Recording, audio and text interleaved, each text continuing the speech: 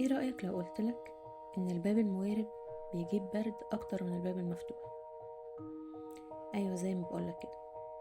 لما بتسيب الباب موارب، الهواء اللي داخل منه بيكون قاسي اكتر بكتير لما نكون فاتحين الباب للاخر.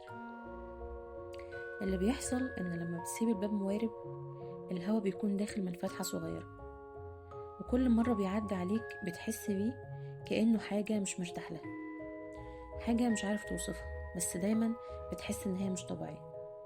اما لو الباب مفتوح، فالهواء بيتوزع في كل مكان وبيكون عادي ومش مزعج بالنسبة لك. بس الموضوع مش بس في الهواء، الموضوع أعمق من كده بكتير. احنا في حياتنا أوقات بنعيش كأننا سايبين باب موارب، يعني مش مقفلين ولا فاتحين للآخر. بنكون كده في نص الطريق، مش قادرين نكمل ولا قادرين نقف.